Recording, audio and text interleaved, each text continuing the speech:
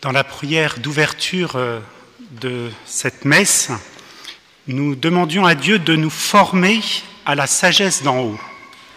Alors ça tombe bien, puisque c'est un week-end du parcours Sophia, ce qui nous rappelle que toutes ces réflexions théologiques doivent vous aider à vous former à cette sagesse d'en haut.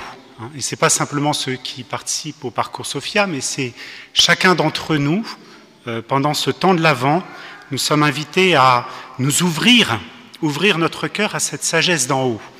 Et cette sagesse d'en haut, le prophète Jean-Baptiste en est comme une personnification. Le Christ est la sagesse de Dieu, mais Jean-Baptiste est aussi quelqu'un qui nous est donné particulièrement pour vivre cette sagesse. D'ailleurs, dans l'évangile de Saint Matthieu, dans un autre passage, on nous parle de cette génération qui n'a pas accueilli la sagesse de Dieu qui s'était manifestée à travers Jean-Baptiste, et cette génération n'a pas reconnu dans la vie austère de Jean-Baptiste une sagesse, mais l'a accusé d'être un possédé, et à l'inverse, la sagesse de Jésus qui s'est manifestée dans la miséricorde, dans l'accueil des plus pauvres, eh bien, elle n'a pas été non plus reçue, puisqu'on traitait Jésus de glouton. Et saint Matthieu ajoute, eh bien, malgré cela, la sagesse a été justifiée par ses œuvres.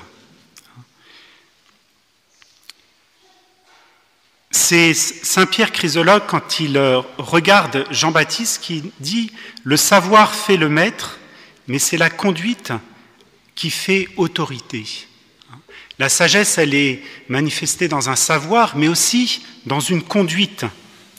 Et c'est particulièrement non seulement les paroles de Jean-Baptiste, mais aussi sa manière de se conduire qui a interpellé ses contemporains quand il est parti dans le désert, et qui nous interpelle encore aujourd'hui. Jean-Baptiste, il a une sorte on pourrait dire, de contemporanéité. Il nous parle aujourd'hui. Il parle à toute époque. Il vient nous questionner. Il vient nous bousculer. C'est le propre du prophète, mais d'une manière excellente en Jean-Baptiste. Il y a un philosophe italien qui s'appelle Giorgio Agamben, qui a une belle définition de ce qu'est être un contemporain. Et ça nous dit quelque chose justement du prophète et de Jean-Baptiste. Il nous dit « Seul peut se dire contemporain celui qui ne se laisse pas aveugler par les lumières du siècle et parvient à saisir en elles la part de l'ombre. » Celui qui est contemporain, c'est celui qui est toujours un peu en décalage par rapport à son époque, qui vient révéler à son époque sa part de ténèbres, et qui vient pour cela, et qui est contemporain précisément en tant qu'il vient bousculer, en tant qu'il vient montrer à son époque ce qui n'est pas justement selon la lumière de Dieu, ou selon ce qu'il devrait vivre. Hier, les participants du parcours Sophia ont vu ce film sur Mère Teresa. Là, on a un bel exemple de quelqu'un très contemporain et en même temps qui parle à son époque, et qui parle à son époque spécialement en étant en décalage, en venant secouer un peu les institutions, sa propre communauté religieuse de l'époque, en venant secouer les pratiques de la société. Celui qui est le prophète, vient parler et bousculer. Et aujourd'hui, nous avons justement ce message de conversion de Jean-Baptiste. Le cœur du message de Jean-Baptiste, c'est cette phrase « Convertissez-vous, car le royaume des cieux est tout proche ». Pourquoi Jean-Baptiste a dit « Convertissez-vous » ? Il aurait pu dire « Réjouissez-vous ». Réjouissez-vous. Si le royaume des cieux est tout proche, on devrait se réjouir avant tout. Et Jean-Baptiste dit « Convertissez-vous » parce que, quelque part, autant du temps de Jean-Baptiste qu'à notre époque, nous ne sommes pas prêts à recevoir ce royaume des cieux. Alors nécessairement, eh bien, il y a des lieux de conversion. Et ces lieux de conversion, Jean-Baptiste les montre, pas simplement par un discours, mais dans ce qu'il est, dans sa personne. Et il nous est décrit dans l'évangile d'aujourd'hui, cette personne de Jean-Baptiste. Lui, Jean, portait un vêtement de poil de chameau et une ceinture de cuir autour des reins. Il avait pour nourriture des sauterelles et du miel sauvage. Voilà ce qui nous est dit sur Jean-Baptiste. Alors j'aimerais regarder un petit peu avec vous cette description que nous fait saint Matthieu. Il nous dit d'abord que Jean, il porte un vêtement de poil de chameau. Pourquoi le chameau ? Il aurait pu porter un poil de brebis ou d'un autre animal.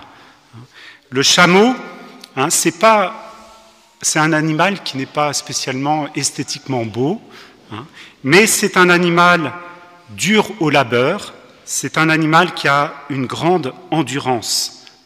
Et Jésus lui-même, dans l'Évangile, prendra l'exemple du chameau pour nous parler de la conversion. Il est plus difficile à un riche d'entrer dans le royaume des cieux qu'à un chameau de passer par le trou d'une aiguille. Jean-Baptiste nous montre que cette conversion à laquelle nous sommes appelés, eh bien, elle implique aussi ce labeur qui implique cette endurance. Et puis Jean-Baptiste, il a une ceinture de cuir autour des reins. C'est la même ceinture de cuir que portait le prophète Élie. Jean-Baptiste se situe dans la lignée de tous les prophètes. Ce n'est pas un original, c'est quelqu'un qui fait partie de toute une tradition qui s'inscrit dans toute cette tradition des prophètes. Dans la première lecture, justement dans le prophète Isaïe, il nous était dit « la fidélité et la ceinture de ses reins ». Et puis, il mange des sauterelles. On se pose toujours la question, pourquoi des sauterelles ? Je ne sais pas si c'était ce qui était habituel dans le désert, mais le psaume 108 nous dit « Comme l'ombre qui décline, je m'en vais, on m'a secoué comme la sauterelle ». La sauterelle, c'est celle qui se laisse secouer. La conversion est quelque chose qui nous secoue. Et les paroles même de Jean-Baptiste aujourd'hui dans l'Évangile, eh bien, viennent nous secouer. Engeance de vipère, qui vous a appris à fuir la colère qui vient ?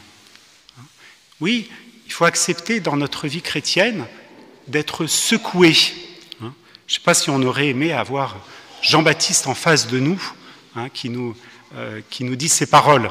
Quand j'entends ces paroles de l'Évangile, je pense à une expérience que j'ai eue une fois en visitant une église, c'était au Kosovo, et il y avait une icône de Jean-Baptiste. Et cette icône, Jean-Baptiste avait un regard, mais d'une dureté, c'était incroyable.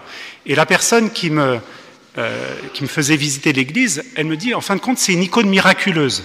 Parce qu'au départ, il n'avait pas le même visage sur l'icône. Mais un jour, c'était pendant les invasions ottomanes, puisque le Kosovo, c'était un pays chrétien qui est devenu musulman. Et pendant les invasions musulmanes, un jour, des Turcs sont rentrés dans l'église. Ils ont commencé à saccager l'église.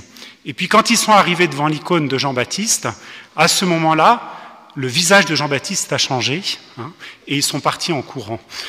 Et comme ça a permis à l'église d'être toujours en état, c'est une église magnifique qui n'a pas été détruite.